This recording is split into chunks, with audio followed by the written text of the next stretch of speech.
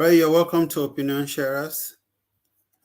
Tonight we're going to be talking about another topic that is related to family issues.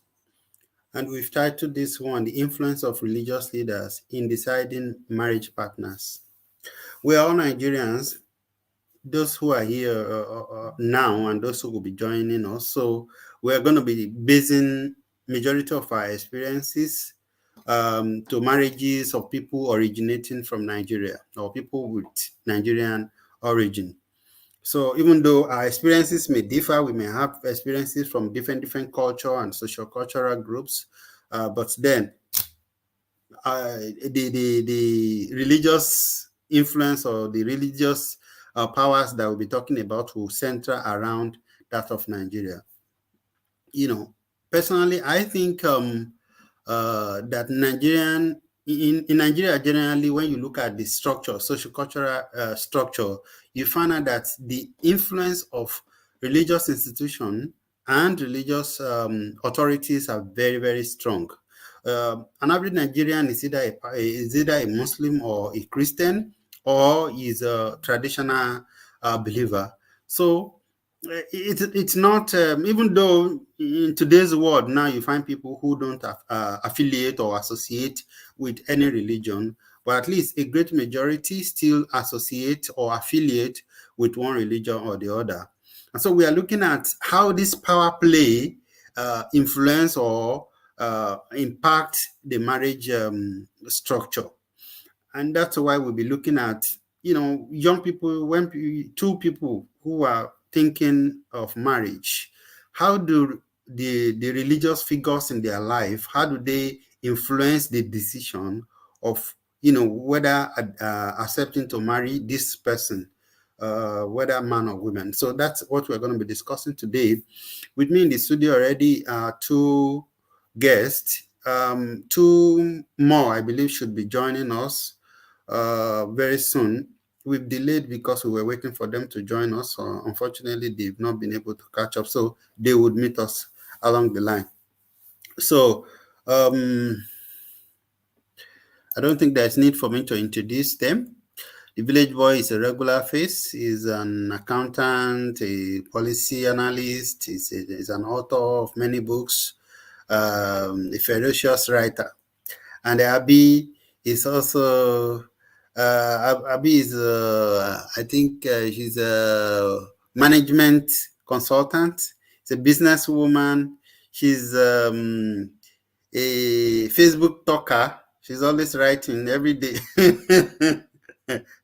Abby is always writing and, always making her points known on different issues. So others will be joining also. I'm going to go into the discussion straight, but before I do that, please, I'm asking that you please help us share the link, especially if you're on Facebook. Go click the link and then share so that other people would be able to join us. I believe this is an important topic that, we should, as intellectuals, as people who are, socially conscious, that we should talk about. So I hope it's going to be interesting. So let's go into the discussion. I want Village Boy to help me make sense out of this topic itself. Do you think, the religious figures, the religious leaders, do you think they hold influence in deciding who A or B marries? To the extent that it's what are discussing it. Thank you very much. It's good to be here again. Yes, this thing we have to put in perspective. It's both cultural. It's a cultural practice that has cut across religion practice now. So the basic fundamental here is like the need to know. In Yoruba language, that's the area of where I come. They say marriage is oja okunkun. I mean, what you may call a black market, dark market, a market that is not that open. That is that you are going there with your eyes closed. What you pick is what you pick. So because of that fear of the darkness surrounding the issue of marriage, it has always been a traditional practice to want to know. So the need to know is like they now say, okay, what do? We consult people who have knowledge, who have esoteric knowledge. Let me use the word esoteric. Don't mind the bigness of the grammar. I mean, some kind of special what you may call metaphysical power that can see beyond the normal eyes, or what you may call those who have the third eye, that can see what an ordinary mortal cannot see. So it has always been there. Either they are consulting the Ifa Oracle, or they are consulting the prophet, or they are consulting the imam. The one thing, the basic fact there is that they need to know what the future holds in this kind of relationship I want to have with people. And the trick part of it is like when they seek to know this, sometimes they ask people to go and bring 2 or 3 names. I think that is where the confusion lies, and that is why the influence also come. So when you want to marry and you say, okay, bring 3 names, and without asking who you love most out of the 3, they say, okay, they will pray. Sometimes it could be instant prayer. Sometimes they say, okay, we do 7 vigil to pray to know who is the best. And at the end of the day, one person will be chosen out of those 3. And where we have seen instances where the one that is chosen is the least loved by the person who brought the names. Now, but because of that, this person of influence, a spiritual man, so to say, has chosen that one. Even if it's the least loved, you are now being compelled, so to say, to pick that choice.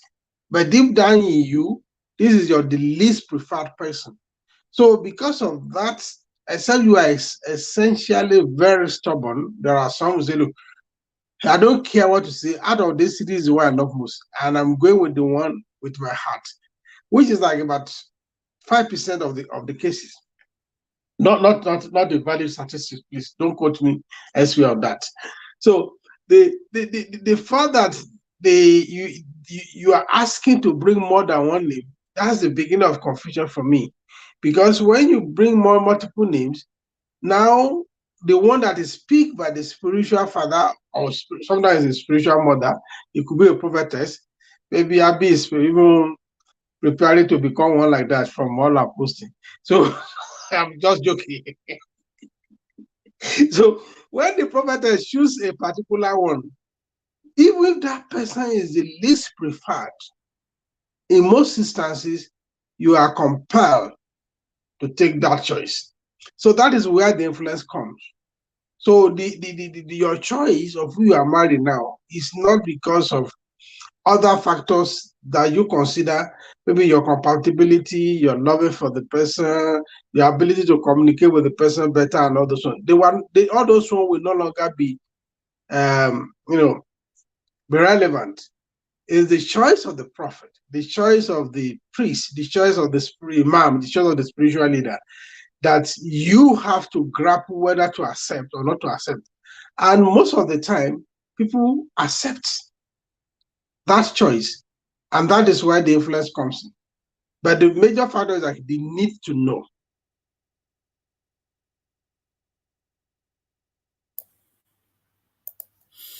Okay, thank you very much, sir. Tim Lane is just joining us, and my friend Yeti is also here. We've just started the discussion, and the Village Boy is just giving us an insight into, these power figures that has influenced at least many Nigerians, I believe. Many homes, many marriages has been influenced by religious figures. And then Mami Dorothy is also joining us. So you guys are all welcome. Abi and the Village Boy has been repping you guys. So killer for what?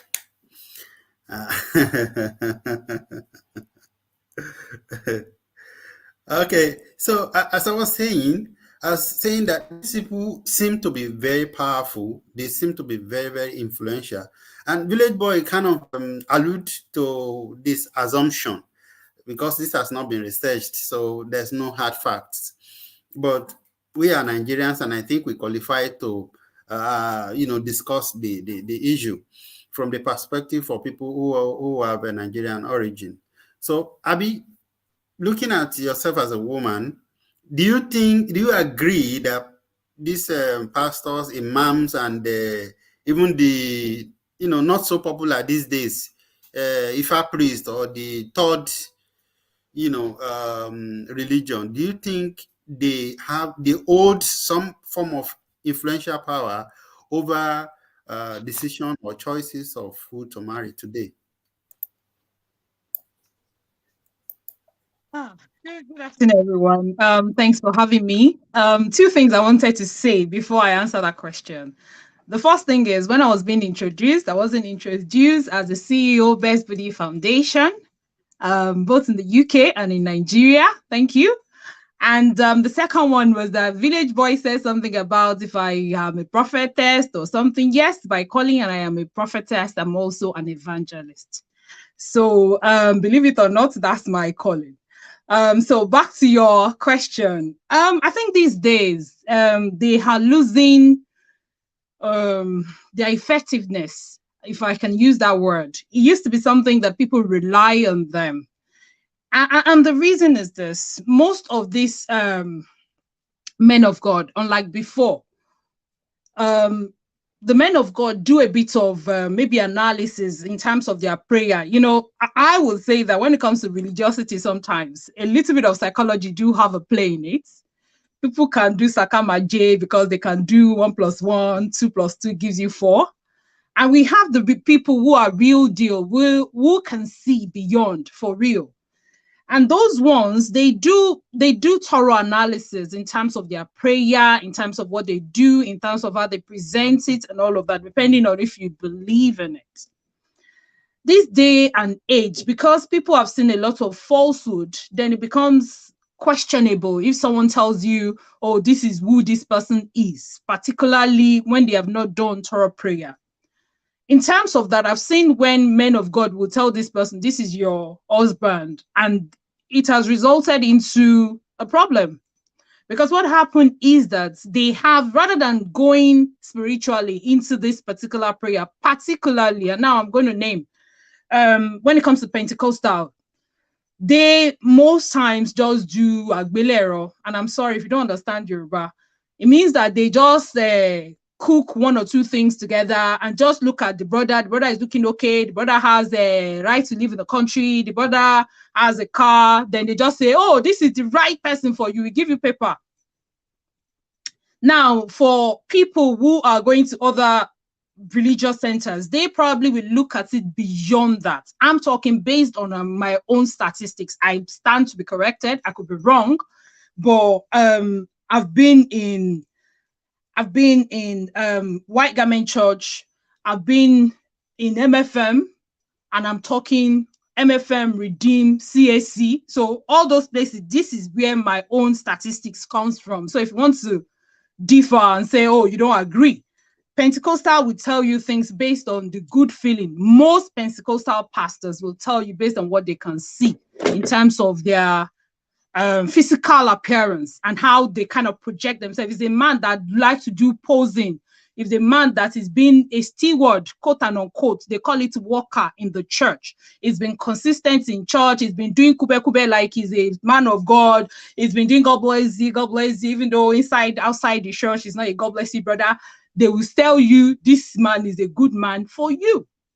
But in those days, those people will look at those people, they will look at the people that you have brought beyond the physical appearance. They usually probably would not know them. They usually probably do not have affiliates to any of them. And that works slightly better. Now, that doesn't mean that what they are choosing is right or wrong, because what they don't know, or what most of them were not emphasizing on, and I'm sorry if I'm going farther than what you've asked me, what they are not emphasizing is that there is no one man, no one woman for anybody. Meaning that God has so many children. So even if you be 3 persons now, they tell you this one is good for you, it doesn't mean that that's the only person that is good for you in the world. it means that you have like 10 billion people that you can still come across, and they're still going to be as perfect as what you are looking for. So it might be difficult because there are so many people who needs to heal, who have not dealt with their own trauma growing up, who needs to have work on themselves that we are meeting. That does not mean that there are people who are not good and who are not ready and who are not the right set of people for you. So the key is, don't be too lazy to look after yourself for something that you're going to come back to in the future. I don't know if that makes any sense, but thank you. Thank you so much. Okay, thank you for the insight. Now, I will go to Yeti. Yeti, and I'm sorry if I'm going to be direct, but I know you won't mind. So if you're going to marry today now, would you take the verdict of your prophet or your pastor or your imam, just at face value?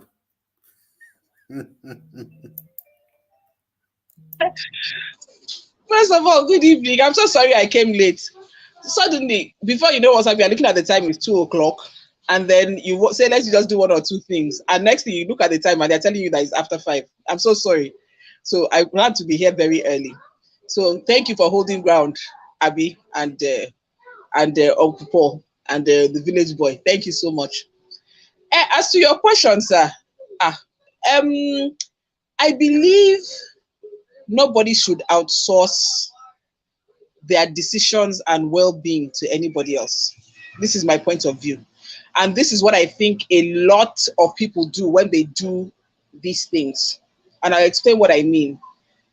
A decision that is so heavy, a lot of the time, I think when they go to these things, they like to, they don't want to, in the fear of making the wrong decisions, they don't want to critically actually make those decisions and take responsibility for the wrong or the right of it. So I think for them, it is easier to go to a man of God and say, okay, what do you see? And when the man of God says, yes, I see, yeah, everything is going to be great, they're a great man, you're like, okay, even if your own mind is telling you the contrary, So a lot of the time, I think, and this is what I think across the board, not just about marriage, I think it is so about all kinds of decisions, all kinds of things. I think people go to those people just because they don't want to bear the responsibility of their own well-being by themselves. They want to have somebody to point their finger at, somebody to say, oh, help me, but you said. So because I'm somebody that usually does, definitely I would not. I mean, I could go and ask for counsel and say, okay, I want to get married again. And this guy, okay, what does he do and all of that? But not, oh, yeah, is he right for me? Choose for me. I think I ought to know that one by myself. All right, thank you very much. Now, Timlin, you would have to wait a moment. Let's hear from Mom Dorothy first for a few minutes. And the question I'm going to ask her is, I'm trying to read from my list of questions to pick for her. So the question is this, Mom Dorothy, this influence, before you came, Village Boy was, he spoke elaborately about the influence of this, whether you want to call it pastor or imam or Ifa priest or, whatever kind of religious leader, regardless of the religion. So how much of influence do you think the choices that they make influence the marriage long term? I hope I made sense. Okay. Thank you and greetings, everyone. I also want to apologize for coming late. Please forgive me. What is happening today in the world is so confusing, and one does not know what to follow. Back then, when a man of God tells you this is it will end in praise. That man of God, the spouse, the man or woman that the man of God told you about, you will meet him or her the same way, with the same qualities and characters the man of God told you about. It was the same thing our parents did back then when they match make people. When they see a girl or a man, say, oh, this man is going to be a good husband. When they say these things, when you get there, you will find that person the way it is. But these days, the whole thing has been so bastardized that particularly the pastors, we have some very few. I'm sorry to say, if you put 1,000 pastors here now, maybe only one is genuine and real. And how do you work with that? That's why when we talk about pastors, some people come after us and say there are good pastors. How many are the good pastors there? Many of them now are looking at stomach infrastructure. I used to have a friend whose pastor called because she used to give a big tithe. She used to work in the church. She used to do everything good. And this pastor knew that this particular young man he was recommending was a far distant of his. Knew he was a lazy guy, was a no good, but he convinced this my friend that this is it. And because many of us do not know the Bible, we no longer read the Bible, we no longer understand how the man of God works. Those days, even when Jesus was tempted, he said, the Bible said, but today people are saying, my GO said, mommy GO said, Papa said, nothing again that the Bible said. So everything the GO said, they believe it in total and run with it because they are ignorant. Now, when I saw that guy, I told that my friend, I said, no, now. The story you're telling me about this person, this is not, he said, no. I don't know now. Who are you now? That's what my pastor said. And they got married. After many years, it was all, the guy was lazy. The lady was the only one working. He was always ripping her off. He got businesses. Because she was busy working, she would give him money to establish business. They agreed together. He would end up doing it in his own name alone. At the end of the day, she went to church one day for church meeting. Before he came back, the guy has left the house. Already had 2 children outside with somebody else and all that. That's just one example. But I'm not saying they are all this way, but majority of the pastors today, they recommend whom they want to help. They recommend that brother because he pays big tithe. He has money. Those are no yardstick of recommending such a man or such a woman for somebody to go and spend his or her life with. And then another problem is this. Our young ladies, particularly today, they are the victims of my pastor said. They do not know the Bible. They do not read the Bible. They follow sheepishly. They become so gullible in the hands of these pastors. After the pastors is tired of ripping them off financially through tithe and giving and building school and this harvest offering, everything offering, they now look for one man to compensate them with just so that the sister will not say, pastor, I asked you to do this for me, and not done it. They just hook them up somewhere. And why is that happening? As a young lady, from the time you are growing, you live your life like, I don't care. I don't owe anybody explanation to how I live my life. You keep living anyhow, dressing half naked, going to parties. You can see a woman sit down and finish bottles of drink. You don't care. Anybody talk, he will insult you. Don't tell me how to live my life. I know my right. All of a sudden, when the time has passed for you, you are now desperately want to get hooked. You now start become a church worker. You're no longer, I don't care how, I don't owe anybody an explanation how I live my life. You now care. You become church worker. You become everything good. At the end of the day, the pastor gives you remnants of what is left in among the good people in his church. And because you are desperate, because time has gone, you are wasted, you now take it like that. At the end of the day, problem starts. So if only, those days we have an adage in Igbo land, we say, better fruit, where ripe, no they stay too long for up. You will see people stoning the tree just to get those good fruits. And then if you want to pluck such fruits, and you stand under the tree, and you look at it, you'll be looking for the one to choose. You will see one that is so beautiful. You will struggle to pluck that beautiful one because it's looking good. The body is beautiful. That is how people make choices those days. But today, so when we no longer care, you see today, a mother will start bleaching young children from 5 years. They are bleaching them, dressing them half naked. That child will grow up to dress like that. The child will see you're a single mother. Your children are in the house watching you.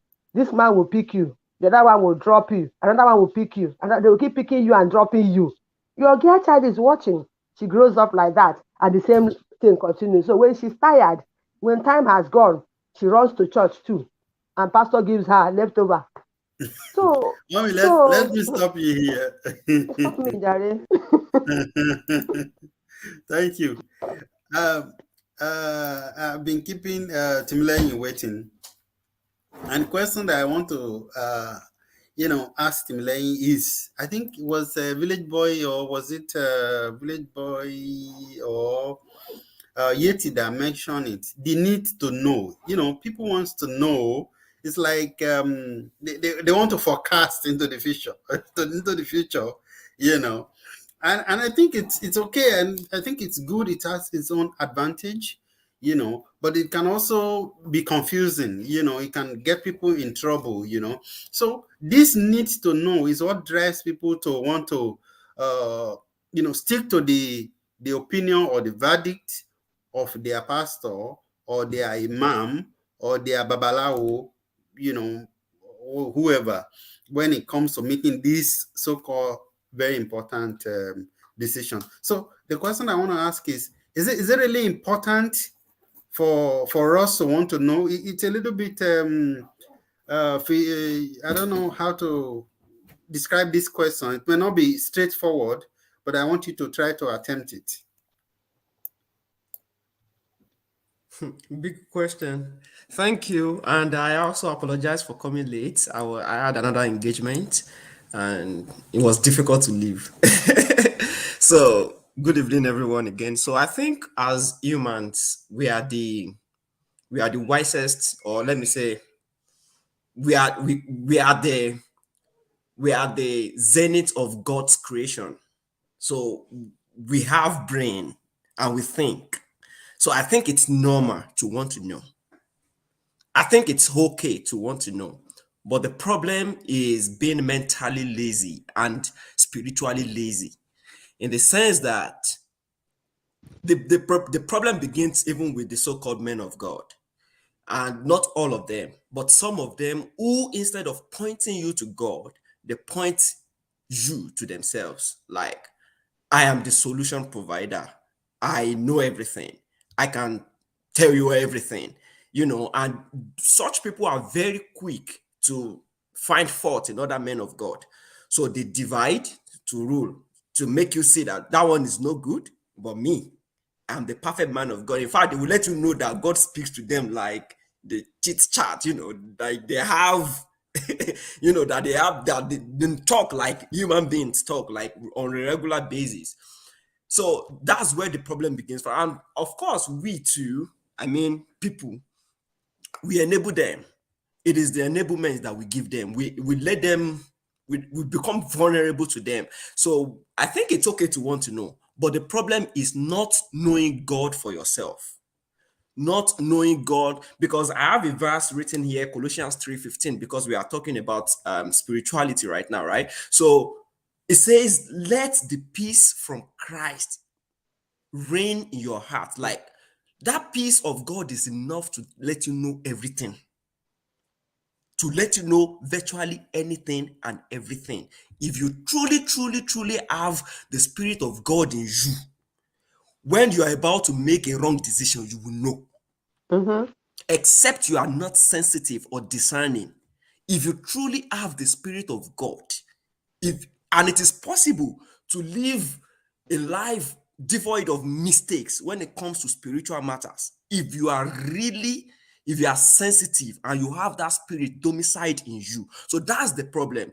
People do not have the Spirit of God, but they rely on another person's spirituality.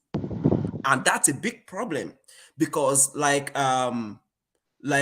is it Sister Abby that said it, or Sister Yeti, that you are outsourcing what you should know for yourself, what you should know. It's your decision, because at the end of the day, this man of God will not live in that home with you. You are the person that will be married to this person. And another thing, even if the man of God is genuine, if the man of God hears from God and sees clearly, like 3D, like 4D, can see clear, HD can see clear, high definition, can see clearly that, oh, this man is the perfect man for this woman, or this woman is the perfect man. So because of our reliance on men of God, we shared our own responsibility, because he is the perfect man for me. He is God sent for me. Then I don't have to be a good partner for them to do well. So in such cases, people just believe that since the man of God said he's my husband, so even if I don't give him food in the morning, or even as the man, if I don't take care of her, she's my wife. So we are letting the spiritual interfere with the physical. Like, you have responsibility as a good partner to also encourage the goodness in your partner, even though he's the right fit for you. So because the man of God has said he is a good partner, then there is this aspect of neglecting the requirement, what you should do yourself. So I feel like it's a multifaceted, it's multifaceted in nature. Like, people, but to your question, it is very okay to want to know, because why, if I want to go to study any program in university, I want to know why I want to do it, and I want to see if it's good in the market in me. If I finish that program, would it be marketable? What are the skills I will get from it? So I think it's also okay to draw plans for your marriage, to want to know if this person is okay. In fact, then if it is not okay to know, then it invalidates the inquiries that our parents used to do about a person's lifestyle, marriage, and history. So it is okay to want to know, but it is okay to have God tell you yourself first. And I am not against asking men of God that you trust about, but it is not for them to decide for you. It is for them to let you see what you probably have not seen, what you probably have not noticed, because you're already in love. They should bring balance to your, decision, and they will let you see from different perspectives. So I think it's okay to want to know. Thank you. All right, Tim Lane, thank you. Village Boy, I want to go to Village Boy, and I want to, this is a general announcement. Please let us stick to maybe 2 minutes so that we can have a few discussion and extend it if possible. Village Boy, in your experience and as an older man, as an older man compared to people of my generation, have you noticed whether there have been significant successes recorded in marriage relationship, especially among Nigerians, that can be tied to that, influence or power possessed by the religious leaders? Well, thank you very much. It's like you are putting me on the shopping block now. Do I answer as a social scientist, or do I answer as a spiritual person? Let me start with what I've said at that time. I'm a call of Ọlọ́run, but I'm a common now. So meaning that yes, there are children, a lot of children in the hand of God, but not all of them are good. So we have to be mindful of that. Are you saying ọmọ common náà wà lọ́wọ́ Ọlọ́run? So everybody, say it will be one. Everybody that is created by God, both good and bad and ugly. So there is no, having said that, there is no absolute statistics, about this thing. For instance, there are different approaches even to these things. For those who believe in horology, for instance, they are looking at, okay, is your star compatible? There are people who say, okay, this one is a wind star, you should not marry a water star, or stuff like that. Marriage in the past were more successful for two main reasons. A marriage that is successful is either the two parties work at it. They work together. When they work together as a party, marriage will succeed, irrespective of whether it is the spiritual affirmation that led them together, or they just met and they love at first sight. We have seen such worked. And because the two parties agreed to work together. That is one factor that may be responsible for some successes in marriages. Another success factor, which we may downplay, but it's a reality, is that where a party endures, not necessarily enjoy the marriage, for so many reasons, for so many factors, especially our mothers, they endure marriage because they believe that they hold the responsibility to make it work, or they don't want to face the shame of being called, that's what we call Dalimushu. I mean, like a return good. When you go to the store here, especially in Western country, you buy your goods, you can return it, and you collect your money back. Many women vow they don't want to be a return commodity. So because of that, they endure. And that endurance doesn't mean they enjoy the marriage. The marriage, yes, you can be counting years that the marriage has been in existence, but you will know that it's far away from being a perfect marriage. There are a lot of violence. I've done extensive work on domestic violence, and where many of issues are not reported because the woman chooses to endure the circumstance of the marriage. So I will not say that because the spiritual leaders say this is the perfect person for you, that it may turn out a bed of roses. Even if it's a marriage made in heaven, you still have to work at it. If you don't work at it, it is not going to work. So it is not like a case of Adam and Eve that were just created by God. So no matchmaking. So if you don't plan to work, so because of these two factors, it is difficult.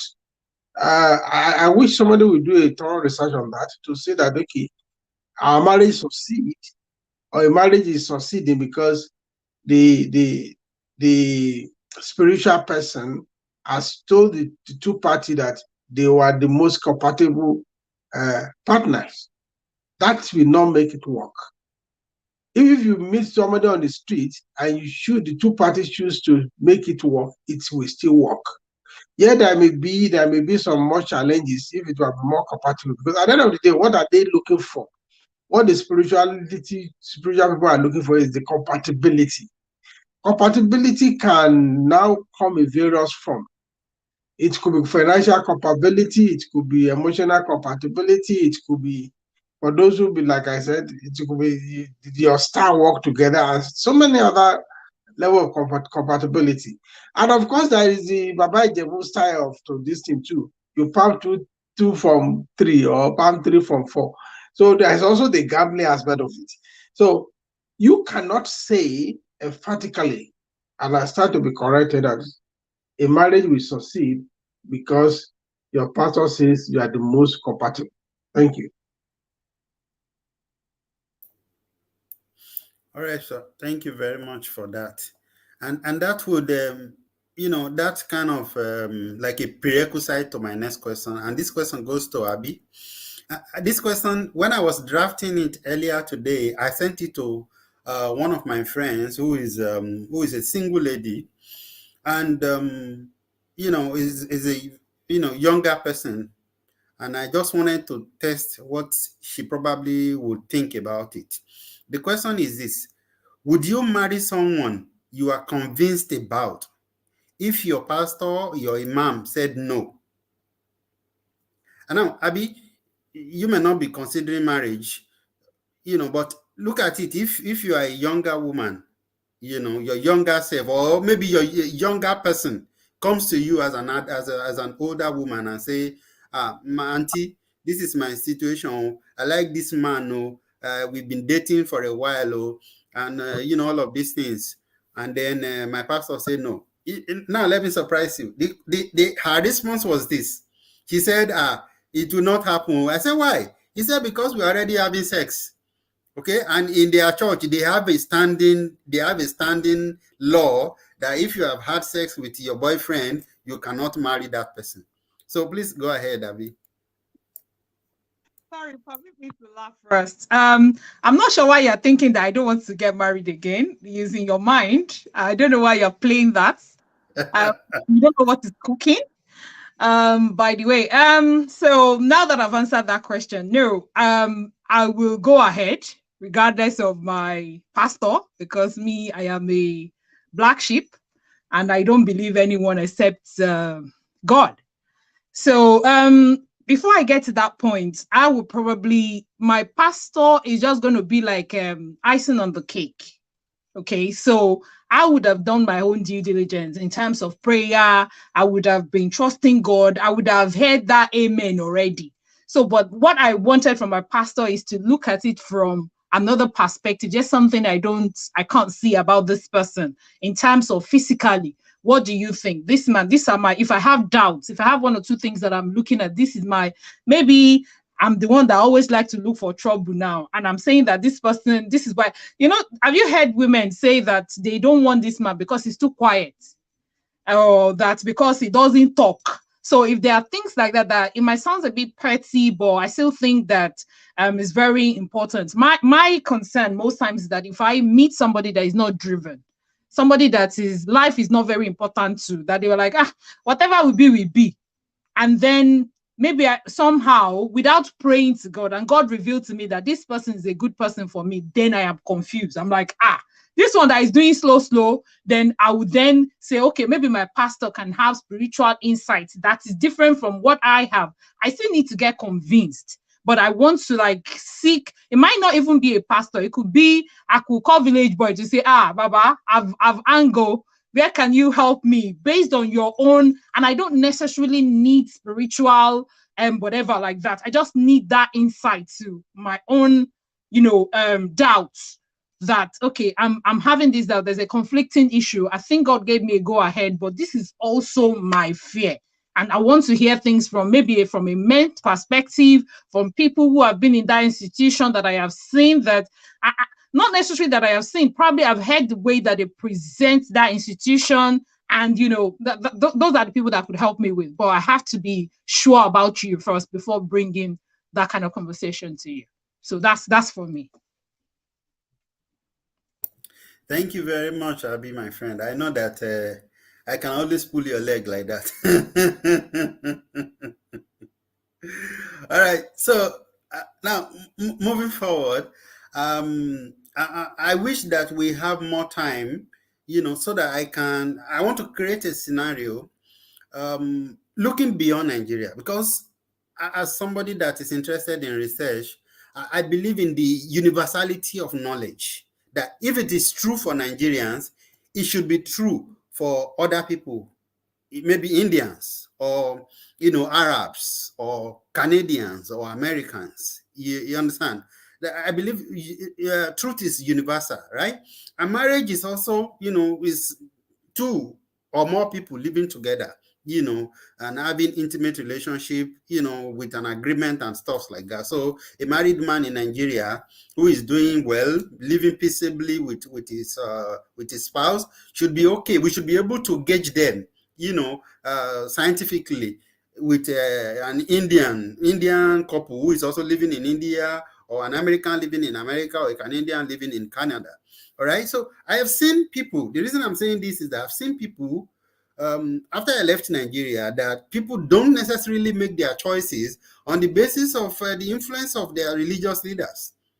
Do you understand? And such marriages have also been surviving. I'm trying to get us, to think out of the box. And then we now critically analyze the situation. So, and that brings my next question. My next question is it really important who made that decision or how you made that decision? Is it really important whether your pastor helped you making that decision, whether your mother helped you making that decision, or whether you come together, you make the decision by yourself? I'm going to ask this one to Yeti, and after that, I have another question for Mama Dorothy. Thank you, sir. I think, as I said, I think it's important you're the one that is going to live with that person. I think it's important you make the decision. I in recent time, actually, I think it was last year that I actually came to the conclusion that maybe arranged marriage wasn't such a bad thing, because people get married. It's like they almost don't understand what they're doing in marriages anymore. So people get married on a whim. And when your parents actually look at what matters, they're looking at compatibility, they're looking at who you are, they're looking at the behavior of the person, and then they actually come and say, this person is good for you. And then people live together and it grows. But in that wise, that is in a situation where you actually just have to sit down, and no matter what you see there, even on the day you don't like it, you shall be forced to make it work. You're forced to make yourselves fit, because you are there. And I think that's what they think. No matter who you meet, there's always something that is odd anyway, you know. But I am of the opinion, no. Again, I say, because of the fact that I like to promote self-agency, I'm of the opinion that you should make that decision yourself. The decision should be yours. You should take it, so that by the time you face challenges, you know, you don't behave like Adam that says, it's the woman that you gave me that gave me the fruit. You turn back to yourself and you say, this is why I decided to marry this person. This is what I saw. Maybe it was a mistake. Maybe I'm mistaken. Maybe I didn't see what I actually thought I saw, but okay. Going forward, what do I do with that? And then you make your decisions going forward. So I think it's important. But as long as it is, because you're the one that is going to be there, you know. I just think in this world that we are all in, I think we should all have some kind of decision. We should have some kind of say in what is most important in our lives, so that it reflects on how we work at it and the decisions we make going forward. Otherwise, you're unhappy in your home. You go and meet your mommy, the woman you brought. I don't know why you brought these girls to my house. I don't know. I can't stand. Then the mother will come and be begging you, please now, please just manage with her. I know what I saw. You have to be the one that knows what you saw. It has to be your decision. Me, I think this is. But at the end of the day, as I said, if you are somebody that has sense, then your decision matters. Your decision is what it is. But if you are somebody that doesn't have sense, I don't know. Maybe that's why you go and start looking at pastor and your mom and saying, I'm looking at this person and I'm thinking she's very fine. And the way she does her hair, and when she comes out of the car and does like this, I can't think straight. And your mother will say, or your pastor will say, come, let me help you. Let's look at the right things. So, but I think the decision should actually be yours. Thank you. All right, Yeti, thank you. Thank you very much. My next question goes to Mommy Dorothy. And the question is, if you remember, there was I think a popular Christian singer who died sometimes last year, right? Yeah, so it was believed that this woman has been going through, you know, it was reported. So I wasn't there. I didn't see any proof. Okay. I even learned that the husband was arrested. I don't know whether he was later convicted or not. I don't know. So I'm just saying this based on the knowledge that I had then. So now, it was believed that the fear of what will people say, what will my pastor say? They've already known me as a chorister, as somebody that is famous, you know, in the church and all of that. This was the reason for her enduring. In fact, there were people on social media who said, you know, they knew about it, they warned her, they tried to, you know, get her to separate, but the fear of what will my pastor say, what will the church people say, and you know, we all know. Me, I know. So if somebody say he doesn't know, me, I know that gossip people, I mean, religious people, they gossip, they can gossip you die. If you are consistent in going to church today, the day you stop going, you will see members beginning to avoid you on the street. The same people you have been fellowshipping together and eating the same pot, the day you stop going, some of them will stop greeting you. They'll be liking your post and commenting on everything you post before. You see that suddenly they will, it will be as if they no longer exist on the same street. I have experienced it, so this is not a hearsay. So, Mom Dorothy, would you know, and there may have been people also who remained in their marriage or in their relationship like this, which could be considered positive. So I'm not just saying it is all negative. So in your own experience as an adult, as a woman, how would you describe this kind of you know, positivity and the negativity that's coexisting at the same time? It still boils down to not knowing your God and not knowing your Bible. The Bible said, if your conscience does not condemn you, you are free. If you stop going to church and anyone starts ignoring you, and your conscience does not condemn you, why do you worry? Now, in the case of Sinachi, I also read that her fear was if she divorced her husband, Pentecostal churches will stop inviting her to their programs to come and perform and get paid. And I am saying that comes from a lack of confidence, lack of self-worth. You know who you are. It comes also from your conscience. If your conscience does not condemn you, you are free. If you are living a man or a woman, and you know why you are living, you wear the shoe, you know where it pinches you. Why are you waiting to say church people will say this, church people will say that? There's no marriage in heaven. I'm not saying women should not endure, but what you should not endure is abuse. Physical abuse should not be endured by man or woman in a relationship, no matter who brought about, no matter who joined you together, no matter how you know that guy, no matter how you know that lady. Physical abuse should never be tolerated. Now, verbal abuse is also an abuse, but I give it to my gender. When it comes to verbal abuse, we are professors. So if you abuse your husband verbally, and he abuses you verbally, if he ends on that verbal, you can still be managing to tolerate each other. But I also have been warning women to bridle your tongue. It is because my Bible says, if the hand first go to war, if the head goes, it doesn't return. That means if your mouth first tells a man so much hurting things, and you know that you don't have the same strength, you may not survive it. So everybody should caution yourselves. You that is professor in abusing verbally, caution yourself. And you man that raises your hand, caution yourself too. Instead of staying together to be fighting, there's another man that has been remanded in prison now. Neighbors are not testifying that himself and his wife, they fight every day, even on the street. And yet you remain together until the woman died. Why are people remaining in such abusive relationship? For what exactly? To impress who? What people will say? You don't need that. And the basic thing everyone needs to make marriage work is knowing your God, reading your Bible and following. After all, when I was in Dubai those days, I saw a couple who didn't go to church, but they were successful. They respected each other. They appreciate each other. They value each other. They listen to each other. So it is not about who brought you together that will make your marriage work. And then another thing is people choose marriage for the wrong reasons. When you meet a lady, you start having sex. Once you start having sex, as far as you are concerned, she's good in bed, he's good in bed. He can give head, she can give head. And these are reasons why you marry.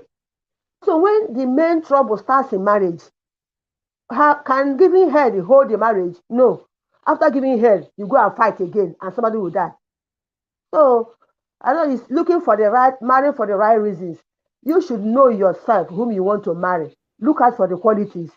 And like Abby said, if you are not too comfortable for what your findings, seek counsel. Because the Bible also says where there's no counsel, the people go astray. But when seeking counsel, mind whom you seek counsel from. You know, most people today are pretenders. Most Nigerians, we are pretenders. We want to go to church, so that my neighbor will not say, I'm not going to church. But you are a different person. You are not who you claim to be in church and who you put appearance. Sister, is a tight scarf, no earring, no trouser. But the devil, there your mind. What kind of, it is not by appearance. So knowing whom you say counsel from is important. But you must know what you want yourself. What have you seen in him or her that can make the marriage work? Not sex. Sex is important, but it's not the major thing that most people are married today. Not she's tall, he's handsome, he has six-pack.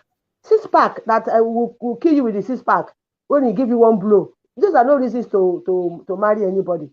So we should marry for the right reasons. Know what you want yourself. Go for what you want. If you are confused, ask questions. They know who you're asking from. Thank you. Very much. Thank you very much. And this question goes to Village Boy. This week, within the week, I saw a video from Pastor Sam Adeyemi. Is one of the pastors that I really love. I think it's making a lot of sense. Okay, he said that they've been preaching, they've been teaching about blessing, financial freedom and all of that. I don't think that is the exact word he used, but I'm just paraphrasing now. So, but the truth is that poverty in Nigeria has even surpassed that of India, which is about 4 point something billion people. Yet Nigeria is under 200 million people. Yet we are the one that has been preaching prosperity message all these years. So if we have been preaching this message for over 30 years, and the number of poor people have probably multiplied, by many numbers. So that means that's an indication that this thing is not working, or is failing, or the system, or the approach might be failing. Now, Village Boy, I want you to, and I know that I'm giving you it might seem that I'm giving you a difficult job, but I think you're capable. So I want you to try to assess, the success of the kind of influence. Personally, I believe that pastors, imams, babalawos, and all these spiritual leaders, that they possess so much power and influence. So I want you to assess the positive aspect of this influence in marriage and relationship generally. Well, thank you very much. Like I said the other time, there are no known statistics to prove these things, and there are two factors that are mainly responsible for longevity in marriage: whether the two partners work at it or one partner chooses to endure. I also want to say with all sincerity that the spiritual leader influence is not completely a waste of time. It's not a waste of energy. There will be instances where people have been guided correctly, and they were glad that they consulted before they walk into it. Having said that, I also want to align with a lot of us who have said, okay, there is also the element of laziness. There is an element of outsourcing. Yes, your pastor, your whatever imam may confirm what you already have seen or have prayed for. Even the Bible says, they that know their God shall be strong and they shall do exploits. But also they will say that no matter how sharp a knife is, it cannot sharpen itself. There are times that you may be clouded with emotions, with feelings, with confusion, especially for ladies, for instance. Let me use ladies who have 3 suitors and they are all good and they look all good on the surface. You may be confused. At that moment, you may need a third-party intervention, which may happen to be a spiritual person. So many have been guided in the right path towards marriage because of that. But even whatever the pastor has said to you, you still need to have that inner witness within you that, okay, this is the person, because I've heard people say, oh, my pastor said the person my pastor choose is the one I least like or least love. So, and the confusion will now be contradictory because you are now confused. Do you want to, if you don't obey your pastor, if anything goes wrong tomorrow, they will say it's because you did not obey. So it's the bottom line, like individual must know how to sense God, how to pray to God about these things. But it is not out of place when you are in the junction, like they say in Yoruba mythology, that when you get to a junction, you are in a state of confusion. You don't know whether to go right or to go left or to go ahead or to turn back. At that moment, you might need help. You might need the help of somebody that is not encumbered by the same emotion that you have. So it is nothing wrong. But they haven't guided you to choose the marriage. It's just to choose the marriage. To make the marriage work, need both parties. the Bible says, can two walk except they be agree? So you can't walk, marriage will not work if the two parties are not ready to make it work. And how does a marriage work? Both parties should be ready to make sacrifice. You should work as a team. Then you achieve some level of synergy. If you are in a marriage, despite that your spiritual leader has chosen, says this is your best partner, and you are extremely selfish, or you are extremely lazy or dirty, the marriage may not work. And you will not be going to the spiritual person every day that used to make a Mariam, that used to make a Mariam. So the success of your marriage is the effort you put to it. Yes, prayer works. Not marrying the wrong person. It's also a very important point that the spiritual people may help you navigate you through that process. But the problem is, like, how do you know a genuine spiritual man? Which is maybe another topic for another day, because there are so many charlatans out there. There is nothing wrong to seek help when you're in a state of confusion.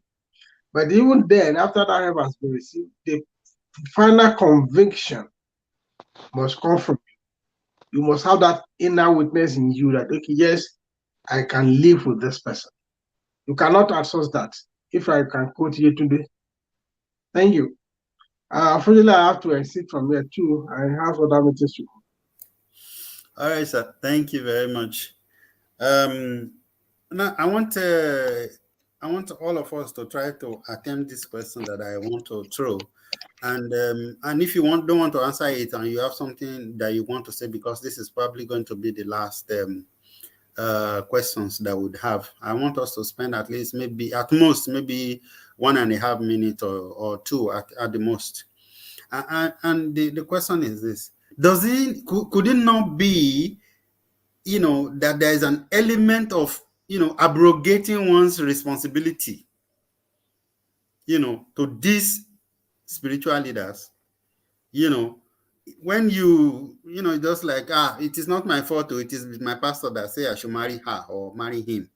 You understand? Or it is my imam that say I should marry me. If not for my imam that say I should marry you, or that kind of a thing. So, because when we want to make, I want to believe that the choice of who you marry is one of the most important decisions or choices that one would ever made in life. And there has been saying that whoever you marry would make or mar you. So when making that kind of decision, I guess that is why there are a lot of people, including me, feel the need to seek the higher power, that you want to know. People even go to the extent of going to divination. You go and tell your pastor, is this person I want to marry, and then your mommy will go to, who is in the village, will go to the Ifa priest. They will go and yewo.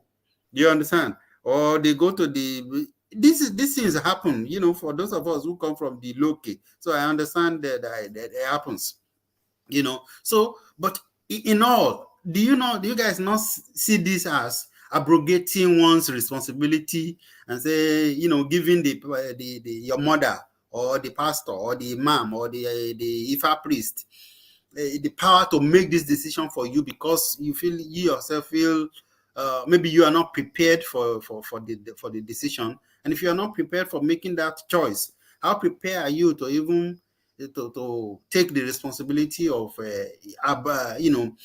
living the rest, or spending the rest of your life with another individual? Start with Abby. You say that don't outsource. I can say that authoritatively. But it also depends on how you have been living your life prior to that time. If you are someone that, if you want to do a job, for instance, you are like, okay, I'm not sure, is this job, or you are questioning yourself, you're not sure in making that decision. We don't expect when it's marriage, then you're like, okay, I can do this for myself. We are not all the same. We don't think the same way. My brain now can never, and I'm saying this, there are things that I will look at my children, I'm like, where do you know this one? My daughter can read book from morning till night, non-stop, not put it down. If you give me book 1 hour, when it's getting to 2 hours, I'm like, okay, what next? Do you get what I mean? And so our focus is different. The way we make decisions. Some people are quick thinkers and they can look at something now and then it can take them forever. Now, my secret to my own whatever is that if I want to make any decision, I'm not always in a haste to make decision. I take my time. So if someone is talking to me now, say for instance, somebody is saying hello, hi, I can use while I'm still doing hello, hi. I've started thinking of 100 things and how to get rid of this person. Not because I want to get rid of it, but there are things that in my head I can already visualize that this person, the way he's talking, is a drinker, is very rude, is this, is that. I'm not joking. It's not hasty. But it would take some people to say, somebody will tell you, are you okay? Somebody was joking with me one day and I said, look at your nose. And that's a joke to that person. And I'm like, okay, that particular statement is offensive.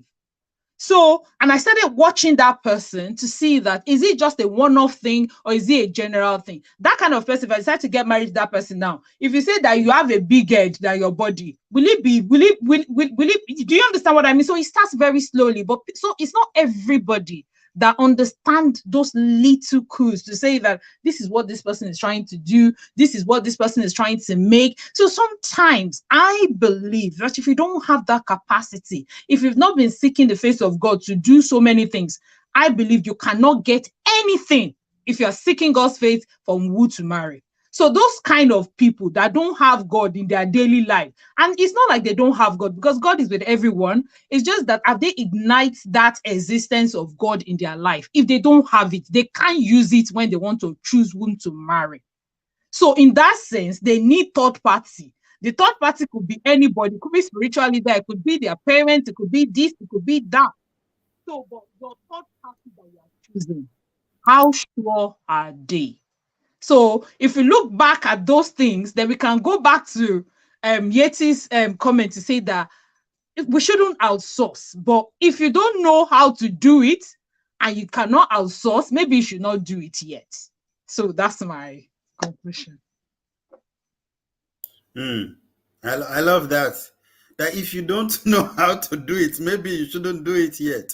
You know, because I feel like... Sorry, if you don't know how to do it, and you don't want to outsource. So it's two things. So it's like, if you don't know how to do it, maybe you should outsource. But if you don't want to outsource and you don't know how to do it, then don't do anything.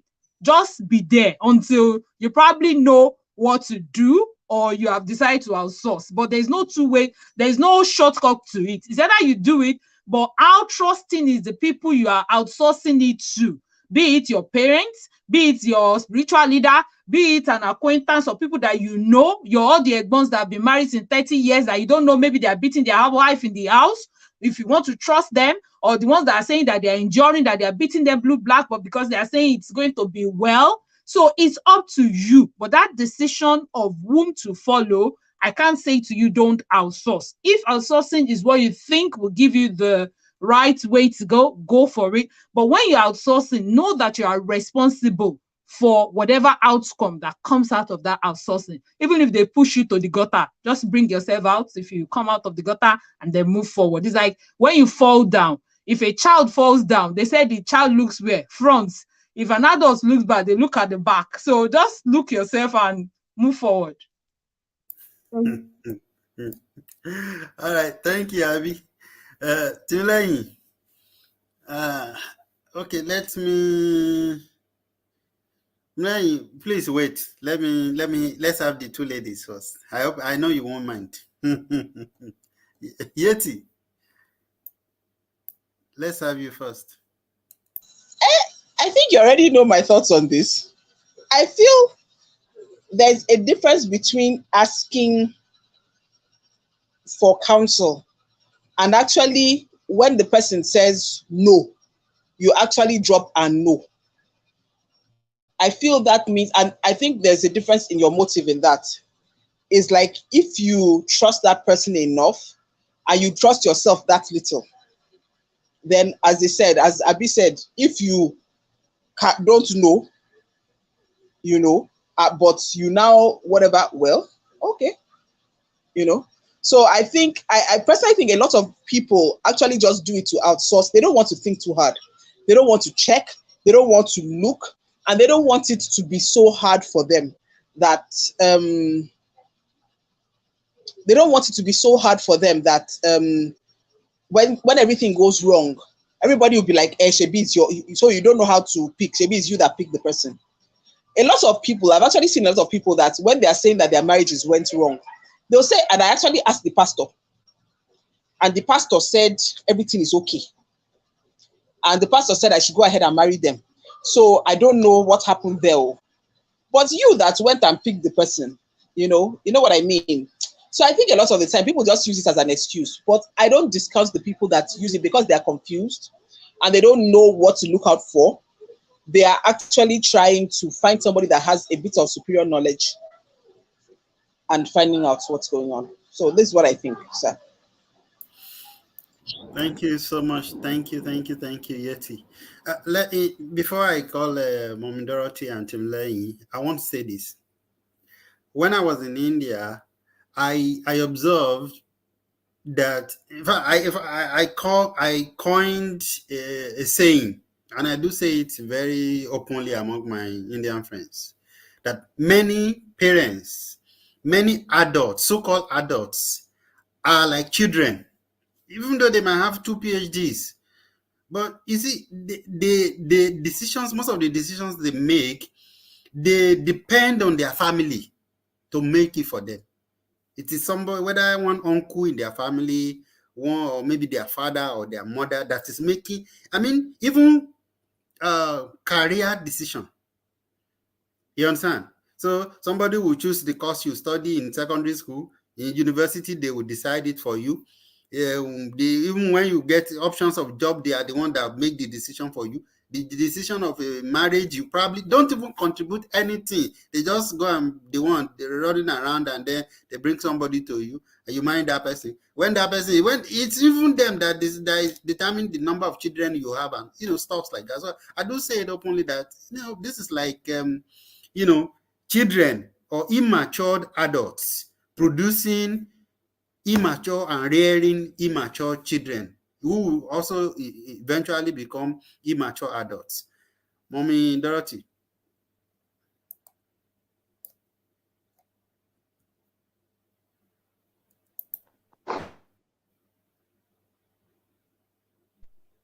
Those you said as example now, are they successful in the careers that their family chose for them? Are they successful in their marriage? Are they miserable? What is the, how do you see them before we can conclude? Now, Yeah, that's true. Those who know their God shall do exploits. The number one thing is knowing God, having a personal relationship with God. All other things is jara. That you are asking somebody else, your pastor or your parents, it's just jara to help out with what you already know. So the important thing is immersing yourself in the word of God and knowing God. When you lack understanding, ask Holy Spirit to give you understanding. When I know my sheep, and my sheep knows me. When you truly have a relationship with God, He won't allow you go astray. Some people dream. Like when I married my husband, I saw him in the dream. Believe me, and when I saw him, I knew he was one. He had nothing. But I was like, because I saw him in the dream, means that's God's making. He will have something. Even my first son, when I had my son, I had him in the dream. I was in the dream carrying the baby, long baby like that. Like the head was carried on my lap, and the head and the leg were all long. I said, when I woke up, I tried to catch the baby. It was falling. Even when I had my son, was exactly that baby I saw in the dream. So if you have a relationship with God, He will either show you things in the dream, or He will speak to you, to your emotions. Again, we used to have a say in my village: any community where there's no elder, they say something happened to that community. Why? Because elders, over the years of their age, they have seen a lot of things. They have experienced some, they have seen some, they have had some. Even you, Paul, now, what you knew 20 years ago is not what you know today. You have seen a lot, you have had a lot. And by the time you're 70, oh my God, you would have seen more. So when you are talking, somebody should believe you and know that you know what you're saying. Though someone told me that fools get old too. I don't know what that person mean by that. Because even the fool, alongside of being the fool, he has seen and he had sense that he can be able to, seeking counsel is in addition to what you already have done. You already have an idea of what you want. And then, remember, they say what an old man will sit down and see. If a child climb rooftop, you won't see it. So the whole thing is not the same. It is not binding on you. But you say cancer, in addition to what you know, but not knowing anything and not knowing what you want is a problem already. What about when you present your lady to your parents or your pastor, they tell you, don't marry this person. You have to go back, compare with what you know about that person and what they have said. If you are convinced, you can go back to them and say, okay, sir, okay, ma, this is what I know about this person. What do you think? Along the line, I've seen a family that agreed. My friend told me, in fact, when my daughter was talking, I was like, this person, the way he was walking, don't marry him. And I said, how can the way he's walking? He said, the way he's walking, in fact, he can't walk.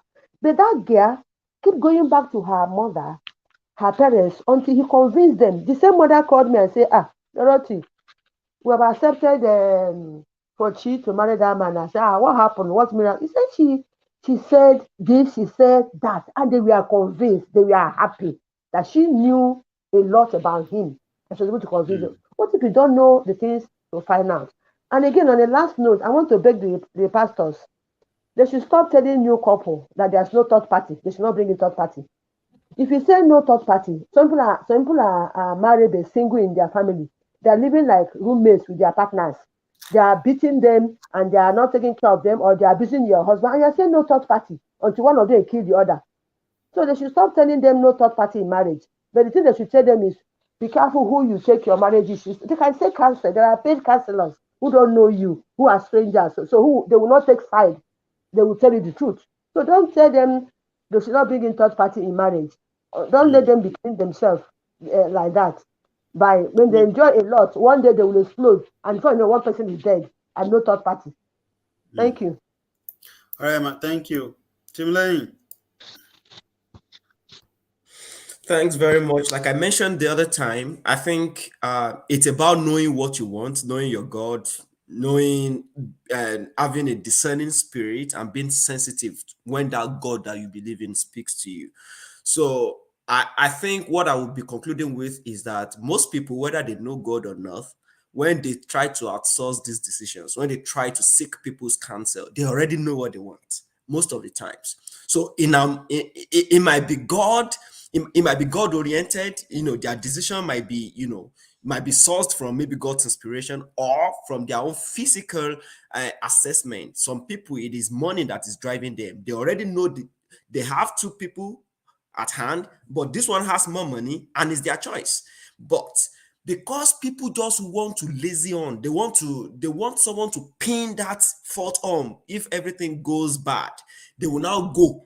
And that's when you will see when they go to the man of God. And if that man of God is as fake as themselves, they will now realize that the man of God will say, go for this one that is rich. And, they will now be relaxed that, okay, since the man of God says, they are forgotten, and they will not make reference to the fact that they already had this decision made up in their mind. And now, the only way there will be a problem there is when the choice of the man of God is different from theirs. And they will know, that man don't see anything. That man don't see anything, and I feel like even it happens between children and parents. They already have their decision and they will go to their parents. Now, if their parents' thoughts on that matter is in sync with what they have, then it's good. But if it is not, then so what I just want to say is that whether you are outsourcing or you are making that decision yourself, it is important to realize the reason behind that choice and the source of that decision. For instance, if you are making that decision yourself, what is it based on? Is it based on your own physical assessment, or you really have a deep conviction through the inspiration of God or His Spirit? So is this how you make your decisions, or you just feel like it's scary and that's all, or you feel like, oh, this guy will make a good husband? Sometimes your instincts might be in sync with what the Spirit of God is saying, and that's the peace I was talking about the other time. So you sometimes you just are at peace with this person. You just are at peace. It's not money. It's not based on the fact that they don't even spend on you. They don't spend on you. They don't do anything spectacular. But you are just at peace. You are just at peace. And sometimes, you are going to your parents or to your spiritual father or whoever, maybe an elder in your family. Now, if they say no, why are they saying no? Why are they saying no? Don't be surprised. Some fathers will say, go ahead, because they feel like this one is going to take care of my daughter and it's going to take care of me in extension. By extension, it's going to take care of me. So why are you even accepting this man? So if you are inquisitive enough, like Sister Abby said, that if you take your time, it's not a decision you want to rush into. You have to take your time. Madam Dorothy was making mention of, trying to know your God yourself. And all of these things, if you look at them, if you tie everything together, it's still based on you trying to question everything. Trying to question everything. It might spend for you today. What if that money is not there after you get married? It might be handsome. She might be beautiful today. What along the line anything happens and the beauty fades away, or even the legs that you like, if they cut it away. So now, would you still be motivated to be with that person? Would you still be motivated? So that's why you really have to search your heart deeply for any decision that is as long term as marriage. It's a very important, significant decision to make, and you don't want to gamble. You don't want to do Baba Jebu with it. Thank you. All right, Timlane, thank you very much. Guys, thank you for joining us to discuss this. I think we have had a robust discussion.